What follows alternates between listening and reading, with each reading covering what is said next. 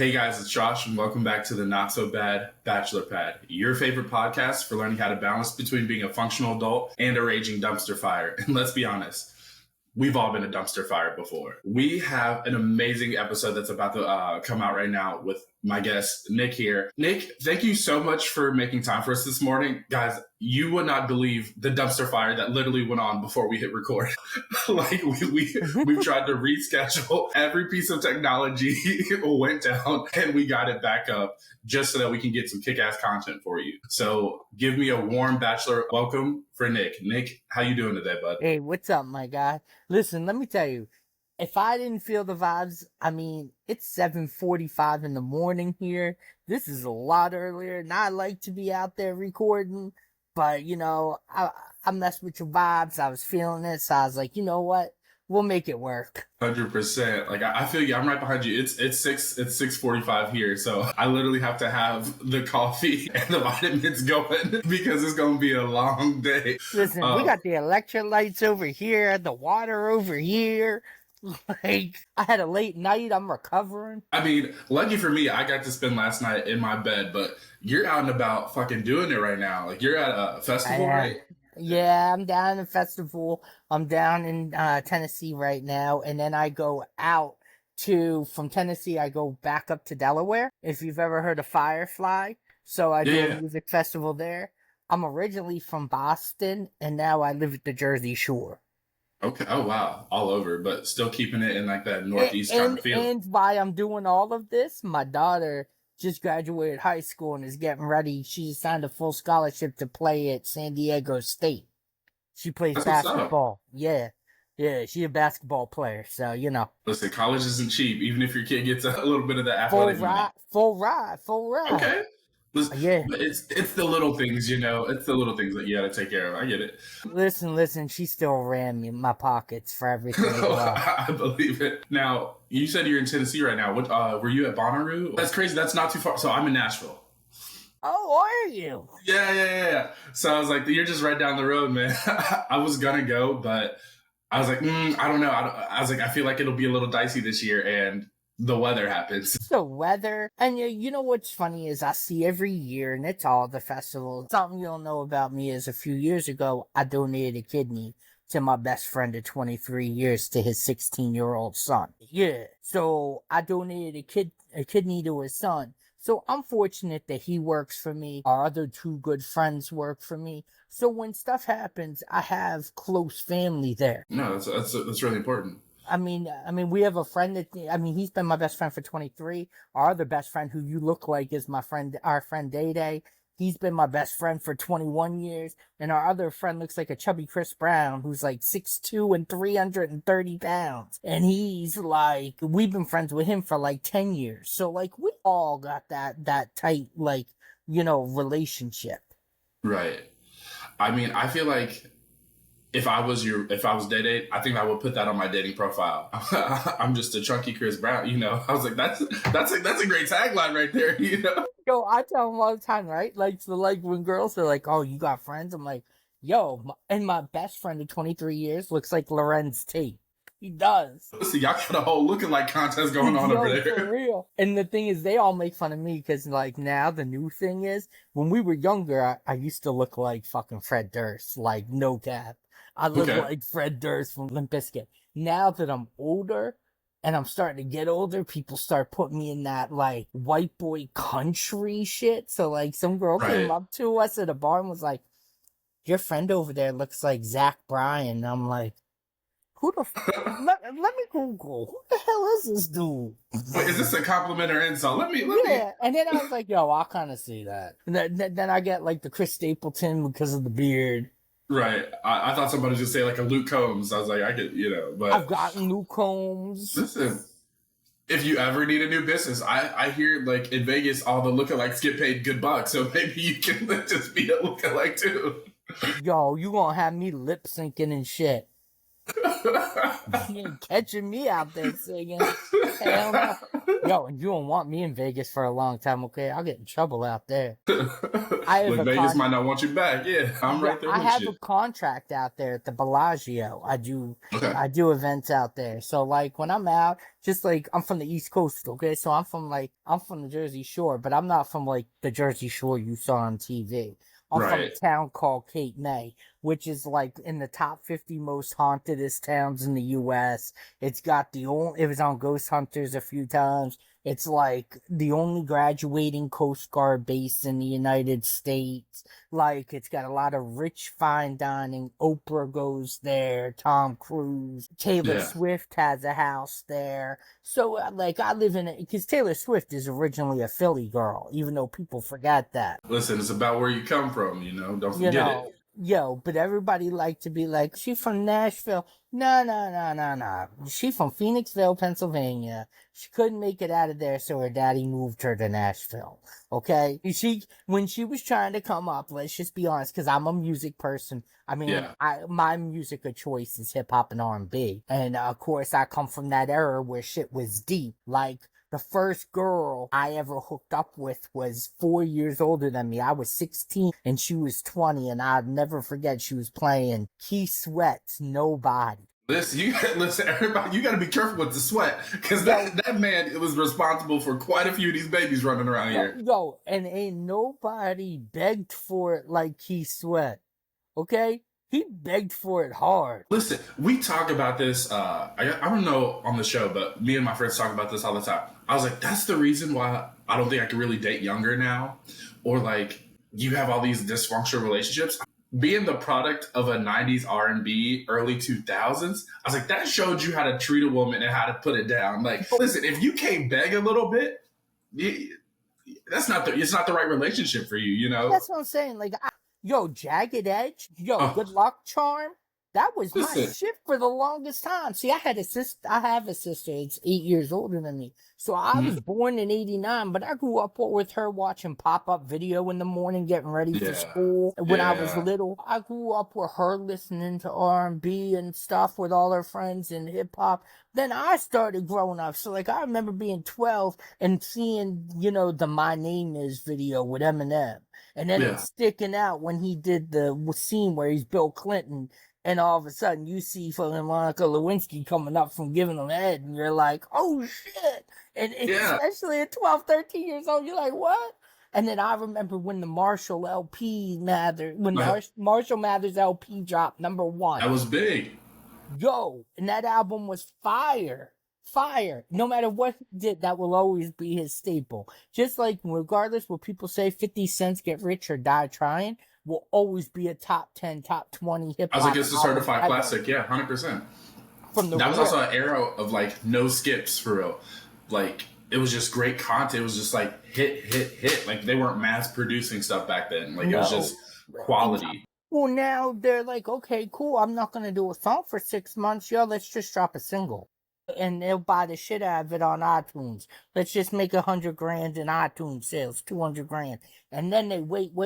And then they drop something like Akon. People don't even know Akon's back. He's dropped 3 singles that are all bangers. He's got that song, what's it called? Doesn't Matter. And it's like a hit off the old school song. Yeah. Then he's got another, he just kept coming out with new bangers. And I'm like, yo, I thought you was out of music. I mean, that's what people thought about Payne too. But like, look at him. The past 3 years, he's been like going crazy on tours right now. That's the song he's got. He's got another hit called "Enjoy That," and Akon, his song "Enjoy That's" like him talking about like, what's the point of having success and money if you can't enjoy it? But it's like a certified like club song. And when you hear Doesn't Matter, it's like a certified R&B song from like the late 90s, mid 90s, the beat. Listen, I was like, everybody listening right now, we're about to go on a little Akon's bench. Like, I need to know. Like, I need to do my homework and check out Akon's new stuff. But I was like, you had to drop a comment. What was your favorite Akon song back in the day? Like, I need everybody listening to tell me their favorite song. And then Nick, what was yours? Either Locked Up or because you put Locked Up on, you felt 100%. And I'm from South Dorchester, Boston. Yeah. So like it's literally the toughest neighborhood in all of Boston. And like, so like, when you put that shit on, even when you were around your friends and shit, you still knew like half your block was locked up. So like, Right. you were like, yo, that or Lonely. Listen, Lonely was tough. I didn't really appreciate it enough when I was younger, but then as I got older, I was like, nah, he was low key talking on this. But I think I was obviously doesn't matter, it was a hit, but I was like, Smack That was just fine. I Wanna Love You with Snoop Dogg. Still gets so much rotation in my playlist. Still gets so like Spotify has like gradually said that's been like in my top 5 for a few years. So I feel that still hits with me. And you know what's funny is I forgot I had it on my phone, and then all of a sudden I heard it the other day, and I was like, "Oh shit, I wanna love you, love you." I was like, "Oh shit." That's right.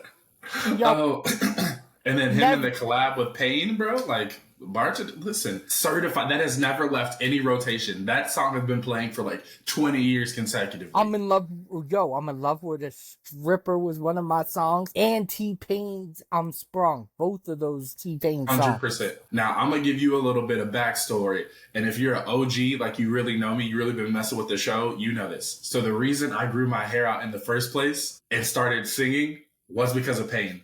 If there was no Payne, I probably would still be having the bald fade, doing some random shit somewhere. I was like, yo, I'm going to be a young Payne. I'm going to be the Payne of the Midwest. And I remember my mom said no right away. So it took her like 2 years to convince her. But like 2 years later, I started growing my hair out. I was like in choirs. I was writing. Like me and my friends were just like freestyling. I was like, I'm going to be the next Payne. So Payne definitely has a spot in my heart.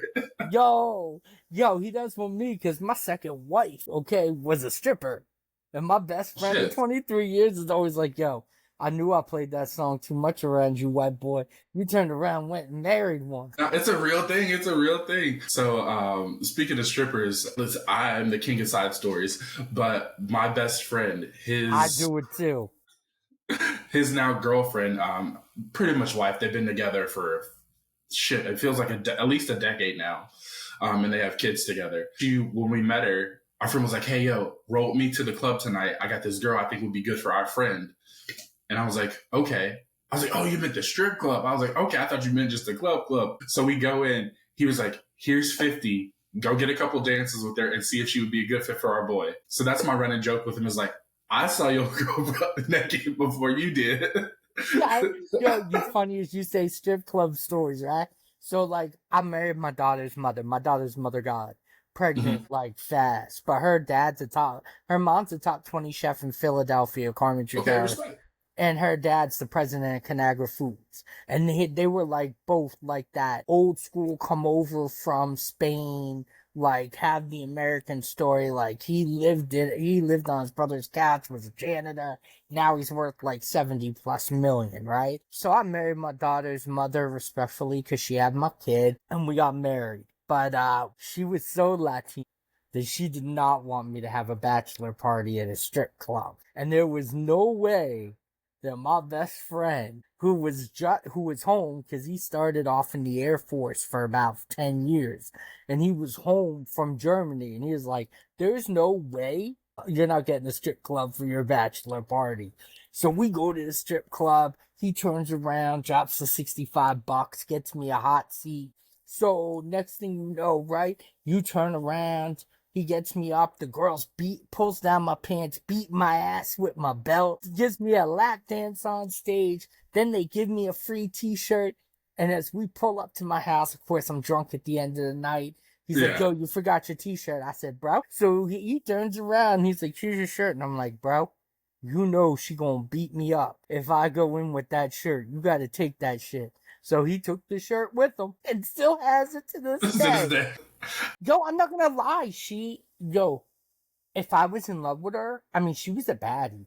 But if I was in love with her and wasn't so young at 20 years old when we got married, because we had $100,000 wedding. We got divorced 62 days later. Yo. Because you know what it was is we had my daughter, and I was in love with being a father, but I liked her. She was in love with being my girl, and like she liked being a mother. So we had reverse roles. It didn't roll with me. So I turned around and was like, yeah, this ain't gonna happen. So I ended up getting divorced. We'd already been with each other. I tried to right the wrong. It just didn't work. No, And that happens. It's real.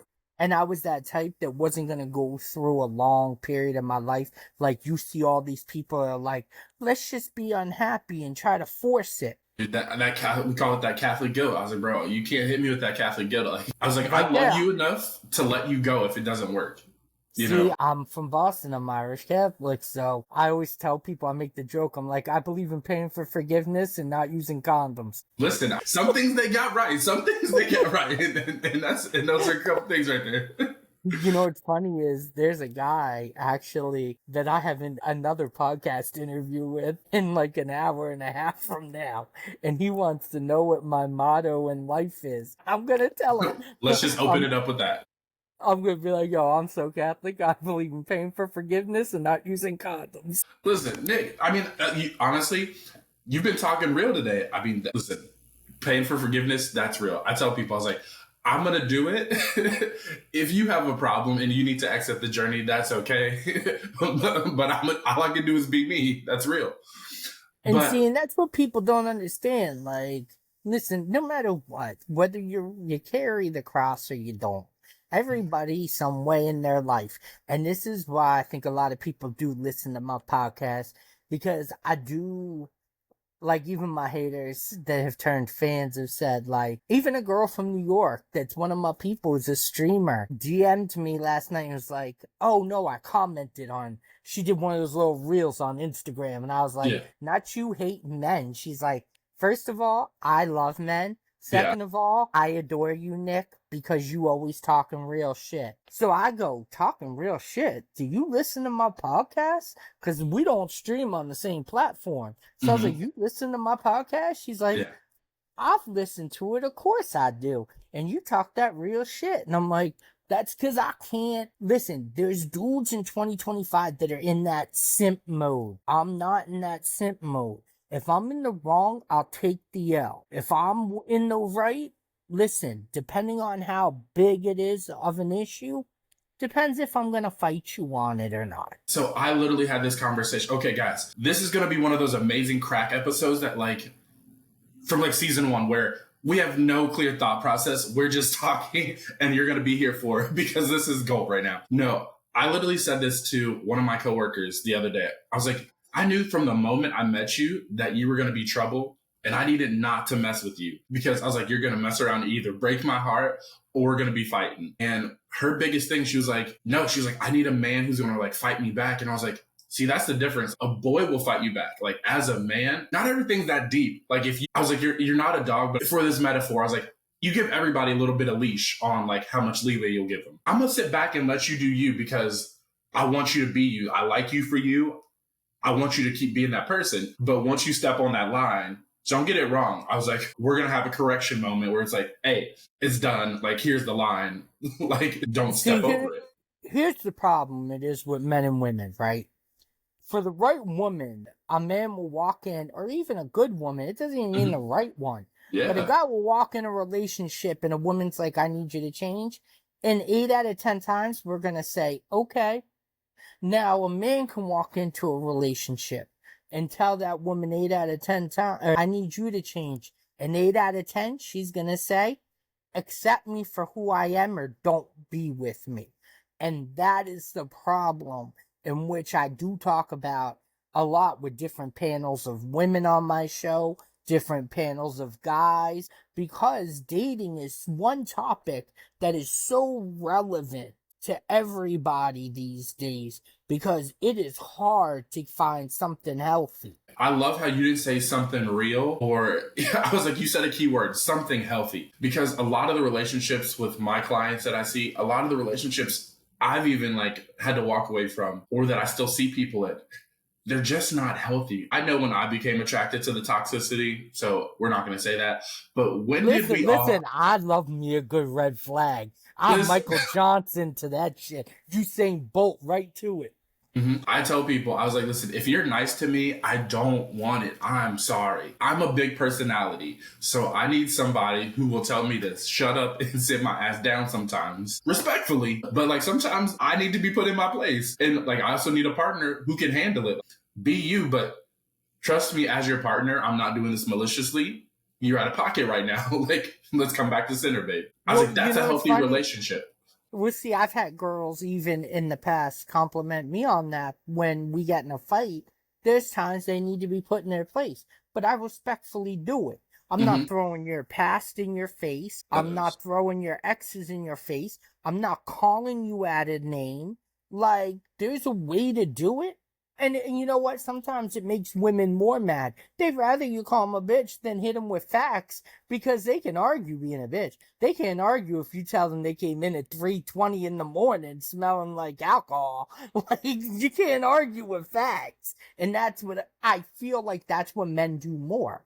We fight logically. They fight emotionally. 100%. And they say it. The truth is a hard pill to swallow. And I was like, if you're not ready for it, if you still stuck in Delulu land, I'm going to go ahead and just exit stage right, because that's not, I need to be grounded in some sort of reality. Okay. But I mean, this is a big plot hole that I've missed. We started talking about relationships, the name of the show, Not So Bad, Bachelor Pad. I mean, currently, what are we doing? I mean, you told me about your divorce.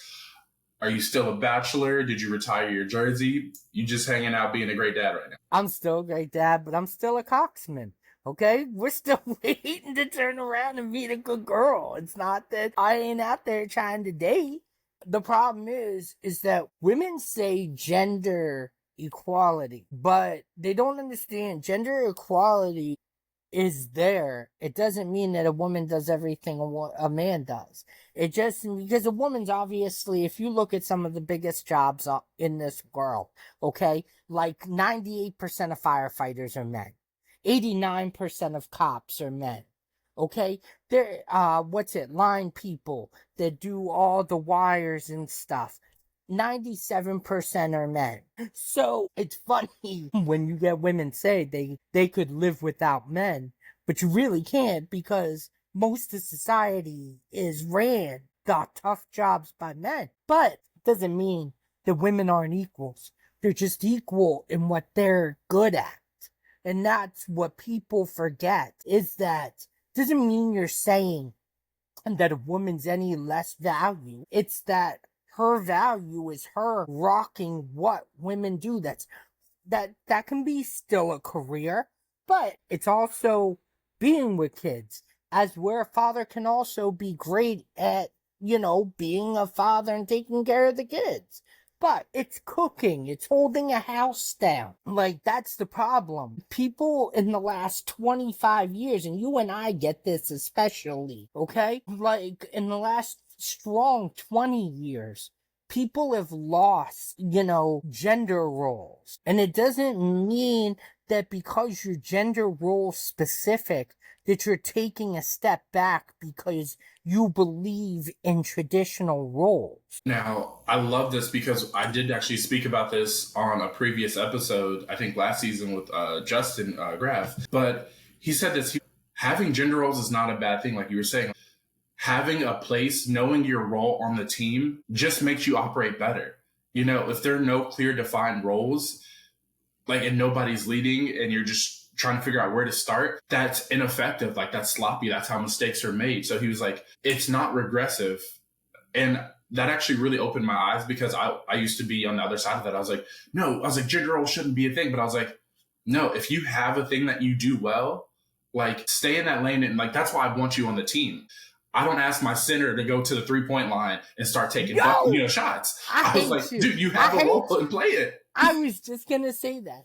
That's what made Kobe, rest in peace, my favorite player all time. That's where Kobe and Shaq ended up breaking up, because the two bitches forgot their roles, okay? When they had their roles, they were dominant. Yo, I'm a Celtic fan from Boston. I was there in this, and that's why Tatum and Brown function. It's not that Tatum has any less value. He's a dog. He's probably better than Tatum in his own ways, but they play their roles. Once again, I was like, two will always be better than one. When you guys can be on the same, like, that's why, once again, the three-legged race, I was like, you got to be in tandem with each other. Because, like, if we're all trying to play the same role, you're leaving a lot of gaps open. I say, we're not going to make it to any end zone. And that's the goal of a relationship, is the long run, you know, the end zone. We're trying to Get score, that we're trying to ring, win, we're baby. trying to level up together. Exactly. Get, Yeah. And I get was that like, ring. 100%. Now, you were saying you're still out here. You're still part of the Bachelor gang. I love that. So you know how crazy of a world the apps are. But you know why the apps are so bad, and I'm realizing it more and more. Let's hear it. So I had a huge Instagram account. Mm-hmm. And then, like, somebody who's not super tech savvy, I got a message said copyright. I clicked on it, put my info in, my account got hacked. So I had to rebuild my account, which I'm in the process of. Okay? Which is embarrassing because I had 7,000 followers because of streaming, and now I've got like almost 1,000. I'm like, this is embarrassing. But at the end of the day, of course, my FYP is now different. Yeah. You can never turn around and do, even if you favorite the same people, you can never turn around and duplicate an FYP. 100%. And so now I get a lot of dating, and there's always that Big Brother's always listening, because I have conversations, and you know how it goes on Instagram. You be talking about the newest pair of, foam posits, and the next thing you know, you're on Instagram, and foam posits are popping up every ad. Okay, you're like, I never looked at them on Instagram. Right. What the hell? But nah, so like, my thing is this, and I've noticed from the reels I'm starting to get, being on the apps is so hard to date because in society today, okay, men are out here and you're seeing that all these men, and men are picking up the trend, right? We're watching. We're seeing that every guy wants to settle down now.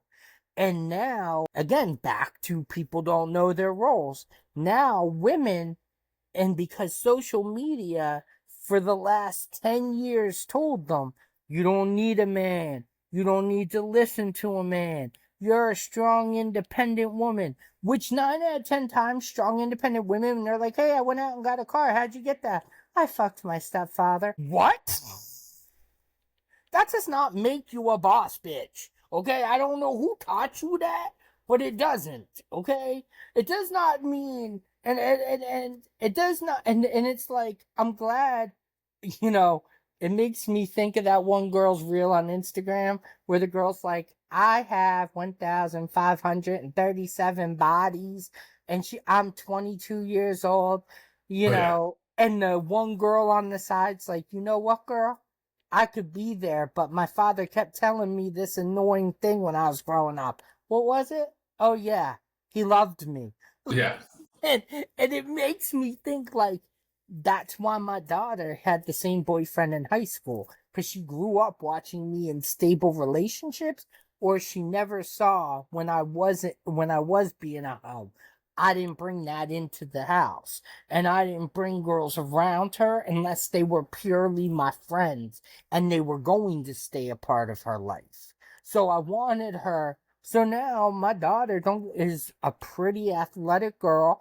And I always tell people, like, she kind of gives that, like, if you know WNBA, like that Sophia Cunningham vibe. Like, she's tall, she got like brown hair like me. She's a pretty girl. I know she's a pretty girl. I stayed up at night all through high school hoping she didn't get pregnant. Now I'm hoping through college and we good. Like, that's it. Honestly, this is the best thing me and my ex did. We threw each other parties when we turned 20 because we officially escaped teenage pregnancy. So hopefully your daughter's having one of those parties as well and long after, okay? She graduated last Friday and I had a barbecue for her with like 50 people for her graduation. I'm cooking. My one friend's restaurant did some catering and my daughter came over to me, right? And I'm drinking a beer. She goes, you proud of me? I said, I'm proud you got through high school without a kid. Now, that's real. That's real. I said, then I looked at her, and my daughter's got a sense of humor like me, right? So I looked at it and I was like, I wouldn't be opposed if you liked women for the next 4 years. You know, just let my heart take a little break, just for a little bit, babe. Just go through a phase. I'm okay with that. Listen, yo, you could stay Mr. Rogers. A boy is a boy, a girl is a girl. You could stay a girl, just, maybe like women a little bit. I'm okay with that. Yeah. You know, you just got to be George for a little bit and just be a little curious. Yeah. You know what I'm saying? Exactly. No, but I'm proud of her. And I am. And I'm proud that she wants to play ball. She wants to play overseas, if not in the WNBA. Like, she's not, breaking her back to worry about a guy. Like, she has a boyfriend. He's going to go play ball at Drexel, which is Division I in Pennsylvania and Philly. So, like, right near Temple. So he's in Villanova, so he's gonna go do his thing. She gonna do her thing. If they work, they work. I mean, that's what this time in life is about. You really don't know. You don't know yourself when you're 16, 17, 18, shit, even 20. These next 4 years, really, after you graduate, I would say even next 5, 6, really, after you graduate high school, that's when you really get to do the fun stuff of discovering who you are, what you're really into. Like, when you're not forced to be around people, it's crazy how things change. It's crazy. I tell her she's got 7 more years. Till 25. That is when your mind is fully adult developed. It's when you have, to me, I feel you've had enough sex to know what you like. You have had enough sex to know what you don't like to do. Okay? You turn around. I mean, your body type is still changing. The people you go for still change. I know I don't go for the same girls I was dating in high school. When I started high school, that beach bunny little blonde skinny girl was a thing. Then by the time I was graduating college, I was outside of being divorced from my daughter's mother, and in a hoe phase, everything was about a girl's curves that were curving. Okay? Like, it was about having a thick, thin girl. Listen, I feel it. I'm in my Hannah Montana phase. I'm trying to get the best of both worlds. Because when I was younger, in my teens and 20s, it was all about a bunda. Like, the curves, I wanted that body to be a back road. And then the mid-20s, I was like, you know what? I kind of just want a person who I connect with. Like, they don't have to be the hottest. But I was like, no, that doesn't always work. So it's like, now I'm trying to get in both. I was like, I love the body, but I also need the mind to match, because that's what keeps you engaged. That's what keeps you present. Because well, that's the hard part. Yeah. Do you use apps too? Well, yes and no. Okay, so I have modified the apps for group activity, but for actual partnership, I don't take it too seriously. Just because for group activity, are we into orgies? Let's go. 100%. We've definitely knocked a few of those out back in the day. But no, so I call the game Tinder, but it goes for all the apps. I realize this, people are not good picking partners for themselves. So sometimes you need the village to help you. So me and my boys started this, and then I started doing it at family events, but it's because your friends and family know you best. So what I'll do is I'll read through and I'll describe the profile to the group. And then they get to decide do they think this would be a good partner for Josh. And I've actually gone on a lot of really good dates doing that, because it's not me being like, nah, she's really attractive, or she does, it's not too many red flags. Like, it's fine, or maybe not my normal type, but meets all my personality qualifications. So I was like, you miss so many matches, or you waste so much time just doing that. So when you have that community out there actually, doing what they think is, what's best for you, you actually do get a higher caliber of dates. But I was like, well, as we're in our 30s now, I was like, it was fun while it lasted, but I like to meet people organically that I know I can maintain a lifestyle with. Like, I don't have to. I'm still out there on the mats. I don't care. And you know what it is? I use POF. Okay. And I use other apps. I'm not gonna lie. I do a lot of DM pimping. I do a lot. That's right, ladies. If y'all see me in your DMs, y'all already know. I call myself a comment commander. Cause okay, I like that one. I will see you turn around and post something on Instagram, And I'll go and I'll hit a little hashtag. I'll be like, yo, hashtag summer crushing. And I'll get girls that'll answer back, be like, so you only crushing on me for the summer? And then I'll turn around and be like, what, you trying to have me crush on you longer? And they come back with like, yeah, like all year. And the next thing you know, now I take it to the DMs. Listen, I always used to say, hopefully this picture isn't the only thing I'm tapping later, but it can go the other way. You can tap it as well. But no, being a comment commander, it really does. Like, I think that's one of the boldest things you can do, because not everybody sees the DM, but when you put it out there for everybody to see, I was like, listen, that's a big one. And sometimes it goes through clean, you know. And you know why it does? You know why people like you and I got that Ray Allen clear, that clean and clear Ray Allen? It's because we're witty. We're podcasters, we're content creators. 100%. I mean, to me, before podcasting, it was all about live streaming and being able to just off the top use my quick wit and be like this, that, and the other and use it. So now when I see a picture, I'm like, all right, so all I gotta do is say something clever to stick out.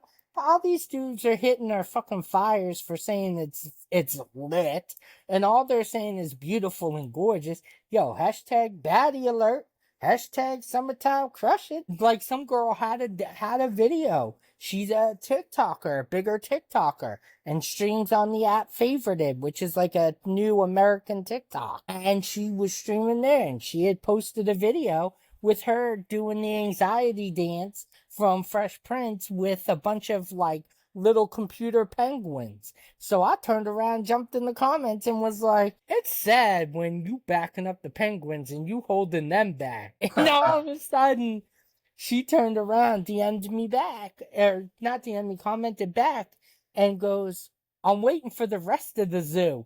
And I turned around and said, you see me with that beard? I can be the lion. Okay. Listen, I could be the lion or the bear. Hell yeah. I mean, but that's really what it's about. I tell people this: you have to know your brand of confidence, your brand of weird, and just lean into that, because I think that's the biggest thing. That's why Gen Z scares the shit out of me dating wise. You grew up behind a screen. Like, human interaction is not your strong suit. So if you're not clever and you don't have that interpersonal skills, like, these relationships are scary for that reason. You don't know how to interact with each other. But these new kids, like, they don't have it. They don't have the dexterity up here, and it shows. So that's why you get like, it's lit, fire. Well, like, you know what? I showed my bestie, who is my co-host, but she's a streamer and a top content creator with me and on our app. And that's the thing, because like on my platform, out of 7 million streamers, I'm ranked number 800 all time. So like, and she's ranked like number 720 or some shit. So like, I mean, I've been, my numbers are in the like tens and tens of millions. So like at the end of the day, we were sitting there talking. I'm like, yo, look, like I'm not the only one having these issues. I'll show her Instagram. And there's where this girl's like, yo, I made a account for my best guy friend. And I used his picture because he was saying how bad it was. And he's about a 6. And I started with 6s and 5s. And then I started going to 3s and 2s and 4s. And nobody was still responding. And then my homegirl Alice was like, yo, let me do this for you. And I'm like, yo, no, I don't want my feelings hurt. I have slept with girls that were Suicide Magazine models.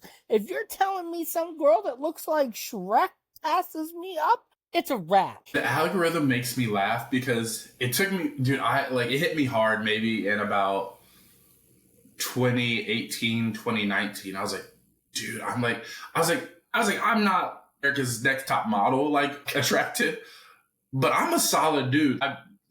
You could do a lot worse than Listen, me. if you listen to my podcast, I call myself DGD11. I'm a Dollar General daddy, an 11. Okay, I walk into Dollar General. I got goddamn options. Okay, I got options for Dollar General. Walmart warrior, 100%. Like, listen, do not play with me. But then I realized, like, as I started studying more of the psychology aspect, and like I was like, dude, the algorithm is designed to like tank your confidence and to like just mess with you. I was like, it's actually not designed to help me find love. That's another reason. Even like POF, like it's designed for like quick connection. It's not that they need you to come back. Like, that's just the way it's set up. Sorry about it. Oh, it's a game. You know what? I was like, let's just have fun. Let's just be crazy on the apps, because I was like, if I don't know my next move, there's no way the algorithm will know my next move. And you can start getting hits again. But it's like I said, it's wild. I was like, I don't need my self-confidence trashed. But also I was like, listen, I can't take it too seriously, because I was like, people will spiral, both men and women. Nobody is above. Like, are you serious? Like, even on my drunk day, I wouldn't normally go here. And this doesn't want me? Nah. Mm-mm. And that's what it is. I've been crashing out because you know what it is in 2025 is when you shoot at a woman or you break up with a woman or you have a fight with a girl, okay, the first thing she says is, I was too good for you anyway. What? And what? I was like, man, on your profile, you said you had 4 kids, 3 baby daddies, and you don't drive. What do you mean you were too good for me? Like, no. Listen, remember ESPN's inside the numbers, okay? They got 5 baby daddies with 5 different kids, 0 car, okay? 2 STDs, 0 jobs. And then they gonna turn, and hold on, last number for you. 3 filters. Talk about a stacked defense right there, bro. 3 filters. And that's the part that cracks me up is, right? You gonna turn around and talk about what's in your DMs, but talk about the way you catfishing them dudes, because I'm smart enough, okay? I tell people, I'm like Bill Belichick, I got an eye for talent, okay? I can see someone's potential. Because you got some girls out there that are a little cross over the bigger side that you know that if they just lost 40 pounds, they'd be bad bitches. And you got girls out there, you know, if they just cleared up some acne, like you can tell some potential, okay? And then you see them girls out there and you like, yo, I see it. I see the filters. I see you got that camera hanging from the ceiling fan to make you look 50 pounds later. And that dude is going to meet you at Applebee's and he is going to turn around and not order that Oreo shake on a Friday night. And he going to leave. Applebee's, not the bees. Listen, I mean, they do have that deal right now going on, unlimited tender, so maybe. But you know what I'm saying? That 2 for $30, bussin'. But I tell people, I was like, dude, I've always been in love with a BFB, a barefaced baddie. But I was like, there really aren't those anymore. You're like, yeah, I'm not wearing any makeup. Yeah, but like you're wearing a filter, so like it's not barefaced anymore. I need to see what you look like when you wake up out of bed. Because that's like the last time you were truly you, unfiltered. Exactly. In any way. Show me that you are 5 when you wake up, and I will spoil the hell out of you. Because here's the thing, right? People have these unrealistic goals. They forget that a 5 isn't an ugly girl. That's still an average girl. Okay? And that's still girl next door average. I know people are always like, no. I'm like, yo, what's 5 divided by 2? Okay? It's average. Okay, 10 divided by 2 is 5, it's average. So a 5 is not an ugly girl. So if a girl wakes up looking like a 5 or 6 without makeup, then you only know that when she puts that makeup on, she's going to become a 7 to a 9. Okay? No, I mean, it's real. And this is the thing that I've grown to realize, and then like I really try to like force people to think about is, 1 to 10 is such a relative thing. Or I was like, for me, 1 to 10 can't be physical anymore. It's saying you're not going to look the same in 20 years. Shit, you might not look the same in 5. So I was like, you know what? I was like, you cannot reach a 10 in my book. Hell, you can't even reach an 8.5 in my book just off looks. I'm sorry. Like you said, I was like, I've dated models. I was like, everybody who was with us in like that season 2 area, we lived with some baddies. We had some baddies on this show. We've been outside the country. We've seen the international baddies. You can't just hit that anymore. Like, have you had any chuckle fuckers yet? Choco fuckers? Yeah. Have you had any chuckle fuckers? Choco. I thought you said Choco. Like, what? No. Any chuckle fuckers. Like 90% of the game. Because you're a content creator or a podcaster or a personality that's a social media influencer and you're funny, they want to fuck you. That's a chuckle fucker. Oh, 100%. We know this. They're trying to get on. I was like, once again, 30 plus years of the game. I was like, we know the drill. And I was like, listen, there's a time and place for you when we're on that little dry spell. Sure, we'll entertain you. I might entertain you because it's more content for me. I've definitely posted the DMs Like, that's entertainment. That's comedy. But Let's I was be like, honest, bad decisions equal great stories. 100%. That's why I like to start every episode with tequila, because you just never know where it's going to go. That's my motto in life. You know, before you make any major decision, let's have some tequila. Okay. If you want to be authentic, have some tequila. It's my truest and best self.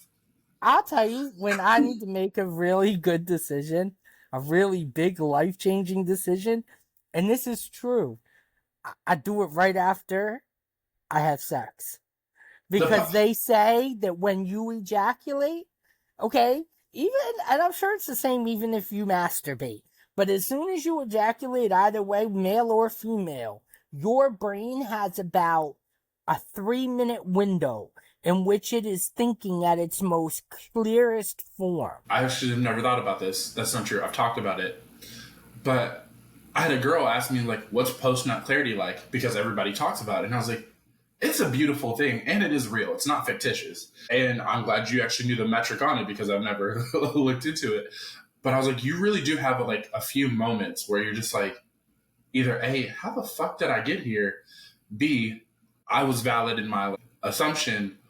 Or you just have a other plethora of stuff. Honestly, I've come up with some of the best podcast episodes, topics, and questions after a great session, because I'm like, dude, this is gold right now. So, because streaming, I don't know if you ever did the live streaming world, but streaming's very competitive, okay? Mm-hmm. Regardless where you're at, okay?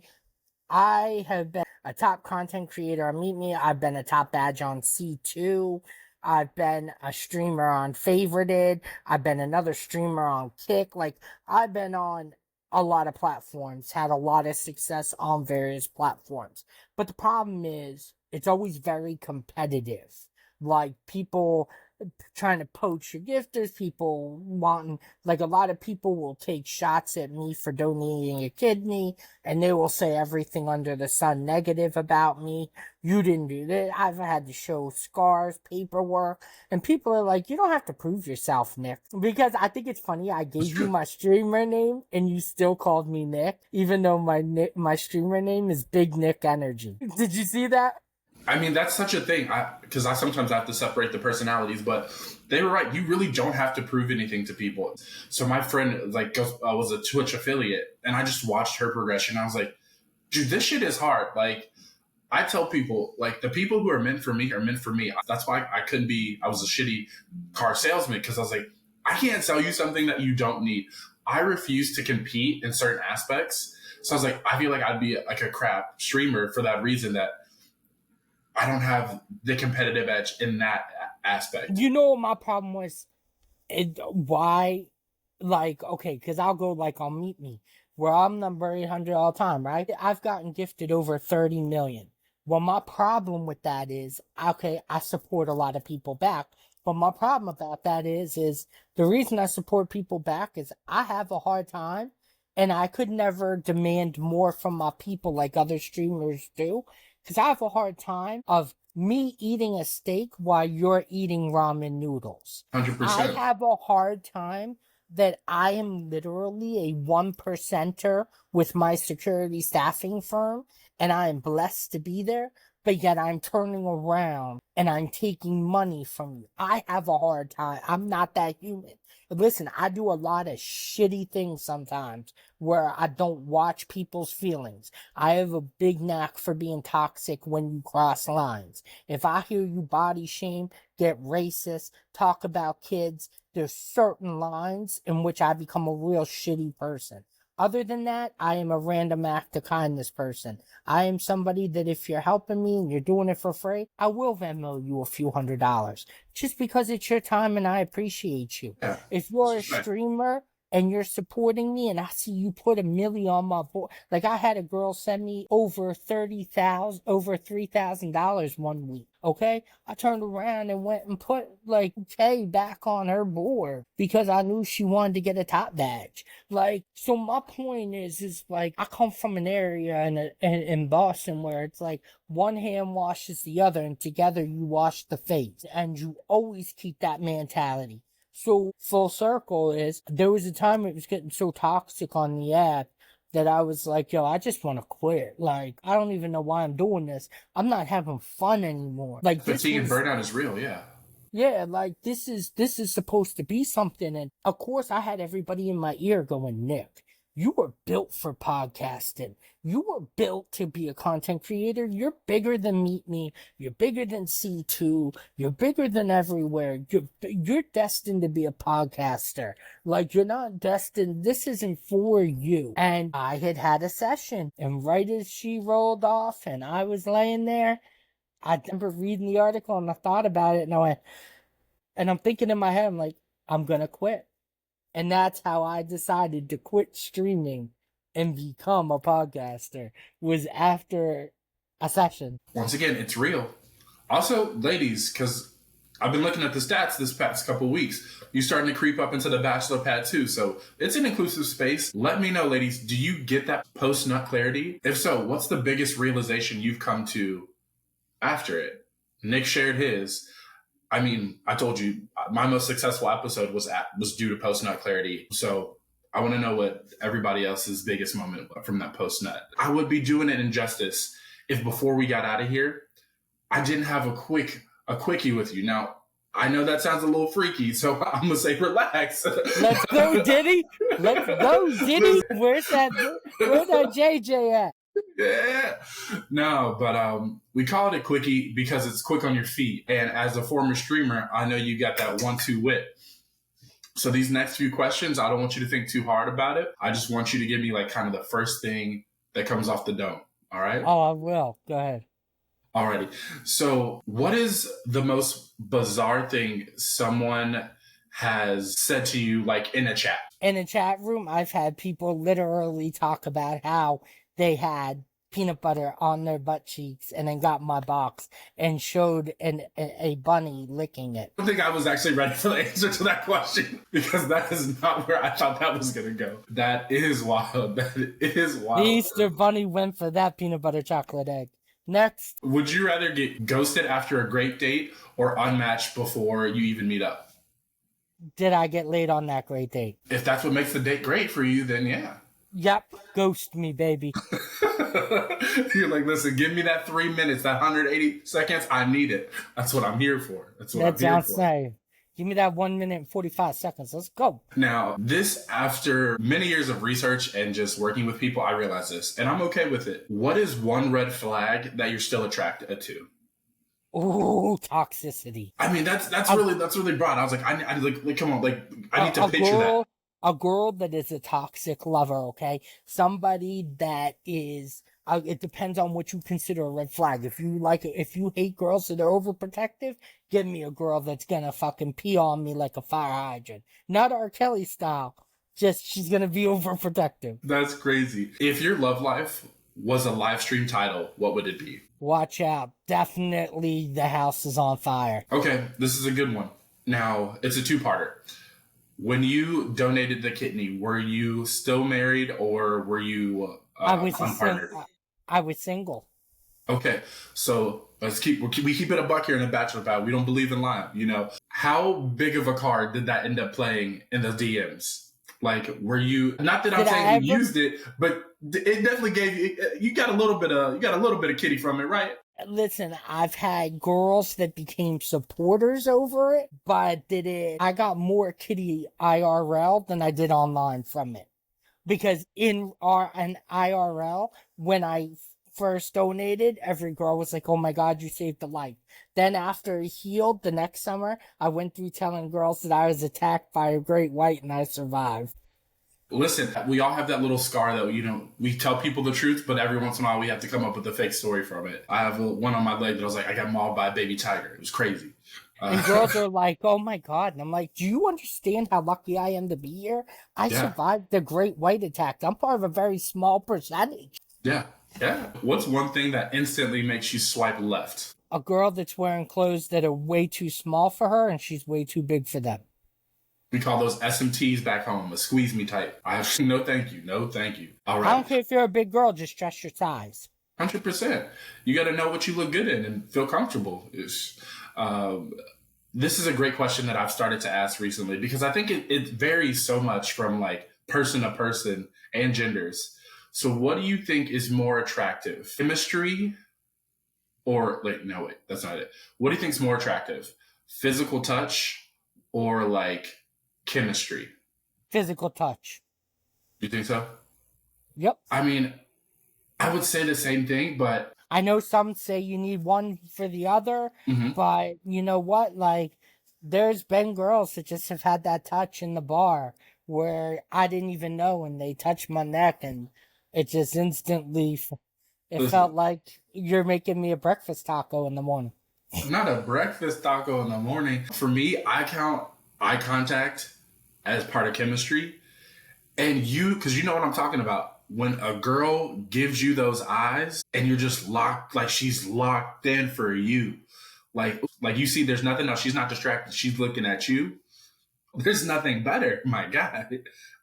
Like, I know, but now I'm getting so jaded. When I see them eyes, I'm like, you was giving them same eyes probably as somebody a week ago. So don't even look at me, bro. Don't look at me when you talk to me, okay? Just nah. But it's true. It's true. Okay, last question, and this is a big one. If you could go back maybe 5-10 years and tell yourself something about what a healthy relationship looks like, what would that be? I would have told myself, kid, you're in the sweet spot right now. All these girls that you turn around and you dogging. And listen, there's a difference, ladies that are listening. There's a difference between cheating and dogging, okay? And y'all know this, okay? Keeping your options open or being with somebody and emotionally cheating and hurting them physically. There's a difference. I wasn't in relationships, but I was going out with 5 girls in a week and smashing 3 and 4 a week. And I was about 5 to 10 years ago, man, I was like Barry Bonds in the late 90s. I was in my sweet spot. I could not miss. And now that I think about it now, dude, there's nights it does when I drink keep me up where I'm like, wife material, wife material, wife material. And then all of a sudden you see one of them hit me up on Facebook, like just add me, and you're like, oh, that's nice. She's now got a husband. Oh, that's nice. She's now got kids. Even my daughter's mother, she married a doppelganger to me. Just the Temu version. Okay? I grew a beard. He wanted to grow a beard. I have my hair faded with the faded over comb over. He wanted to do the same. I had a mohawk. He wanted to do it. I got ink. He went and said, damn. I said, listen, bro, don't you know the remake is never as good as the original? You know what? You're right. I even tried to stump you and be like, what about this? But I was like, the remake is never. I mean, like, look at the Fantastic Four series. Each one kind of gets a little worse. Yeah. It does. Yeah. I mean, the same with the Halloweens, the same with the Jasons, the same with the Nightmare on Elm Streets. Listen, you're never going to replace any of them classics. Yeah, 100%. The Ghostbusters. It's a classic for a reason. Leave it alone. That's what I'm saying. But she's had 3 kids with him and married him. And I'm like, damn, here I am at 36, still being a coxman. Listen, we're all attracted to the pattern, you know, like a little dash of toxicity makes everything taste that much better. I'm not mad at it. Big Nick Energy, before we get out of here, do you have any last minute words of wisdom? Anything? What's going on with you for the rest of the year? Let us know real quick. Okay, for the rest of the year, we got some music festivals I gotta do. We got Firefly, we got Lollapalooza, we got the iHeartRadio Music Festival in September, we got Jingle Ball in December. In August, we moved my daughter out to San Diego State. She starts her freshman year where she'll be starting in the lineup this year. We're going to continue podcasting, and we're about to land our first sponsorship deal and hopefully keep growing my fan base and have people on and grow their fan bases, because together it's a community. Just like it was when I streamed, it's all about the community. Much love, much love. Don't forget, go ahead, give us the name of that podcast. Let us know where we can find you so everybody else can tune into that BNE right there. All right. I love this. Okay, you ready? So my podcast name is 2 Nicks, 1 Cup. I like the porn. I love it. Okay? I was like, if you're old enough to get that reference, then you're in the right spot. Then you're in the right podcast. But it's 2 Nicks, no apostrophe S, just 2 Nicks, 1 Cup. 2 space Nicks space 1 space cup. You can Google me. I'm the top searches. Yeah, we trending, so that's always a good thing. You can find me on Apple Podcasts, iHeartRadio Podcasts, Spotify, Amazon Music, Podbean, and, Boomplay and Podchaser. But, and we are on YouTube. So we're working on building that up. Perfect. Y'all already know the drill. Go ahead, hit that like button. Click on over to Nick's page down below in the description. Go show him some love. Let him know that you came from the Bachelor Pad and that you're about to show him just as much love and support as you do over here. And I will see all you amazing bachelors, bachelorettes, and partner people next week for an all-new episode. Peace.